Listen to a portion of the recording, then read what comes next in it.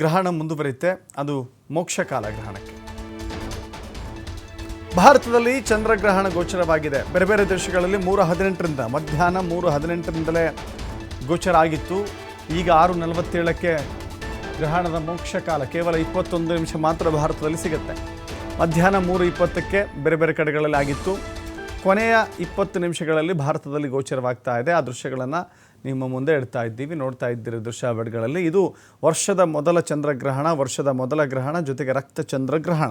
ಸದಾ ಬೆಳಕಿನ ಉಂಡೆಯ ರೀತಿಯಲ್ಲಿದ್ದಂಥ, ಸದಾ ಬೆಳಕನ್ನೇ ನೀಡ್ತಾ ಇದ್ದಂಥ ಚಂದ್ರ ಈ ಬಾರಿ ಕೆಂಪು ಬಣ್ಣವನ್ನು, ಅತೀ ಕೆಂಪು ಬಣ್ಣವನ್ನು ಮೈ ಮೇಲೆ ಇರಿಸಿಕೊಂಡು ಅಥವಾ ಆ ರೀತಿಯ ದೃಶ್ಯವನ್ನು ಕಾಣಿಸ್ತಾ ರಕ್ತ ಕೆಂಪು ಚಂದ್ರಗ್ರಹಣ ಅಂತ ಹೇಳಿ, ಕೇತುಗ್ರಸ್ತ ಚಂದ್ರಗ್ರಹಣ ಅಂಥೇಳಿ ಇದನ್ನು ಕರೆಯಲಾಗಿದೆ.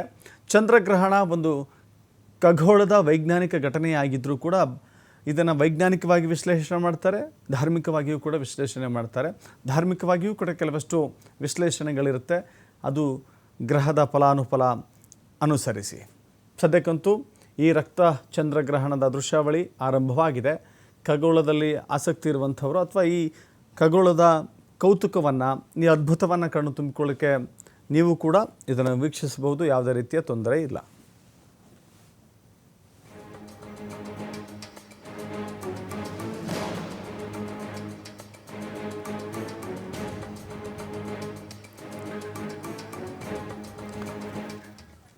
ಇದು ನೇರ ಪ್ರಸಾರದ ದೃಶ್ಯಾವಳಿಗಳನ್ನು ನಿಮ್ಮ ಮುಂದೆ ಇಡ್ತಾ ಇದ್ದೀವಿ.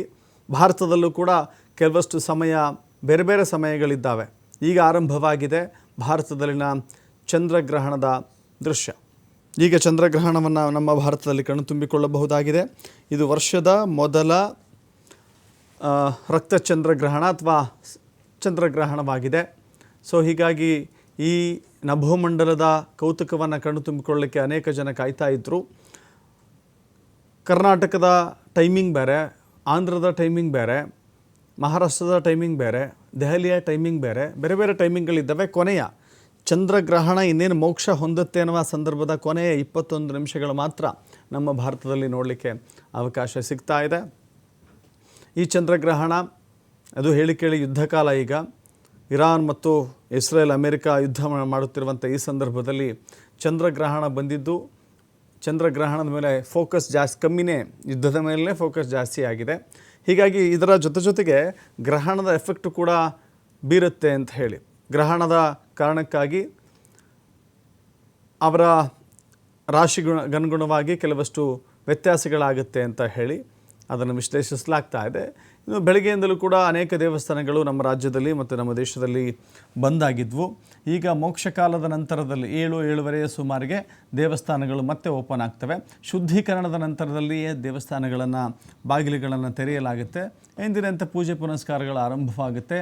ಭಕ್ತರು ದೇವಸ್ಥಾನಕ್ಕೆ ತೆರಳಬಹುದು. ಇನ್ನು ಈ ಗ್ರಹಣ ಕಾಲದಲ್ಲಿ, ಯಾಕಂದರೆ ನಮ್ಮ ದೇಶದಲ್ಲಿ ವೀಕ್ಷಣೆಗೆ ಒಳಗಾಗಿದ್ದು ಕಮ್ಮಿ ಅಂತ ಹೇಳಿದ್ರು ಕೂಡ, ಎಲ್ಲೇ ಗ್ರಹಣ ನಡೆದರೂ ಕೂಡ ಅದರ ಪ್ರಭಾವಳಿ ಖಂಡಿತವಾಗೂ ಬೀರುತ್ತೆ ಎನ್ನುವ ಕಾರಣಕ್ಕಾಗಿ ಮಧ್ಯಾಹ್ನದಿಂದಲೇ ದೇಗುಲಗಳನ್ನು ಬಂದ್ ಮಾಡಲಾಗಿತ್ತು.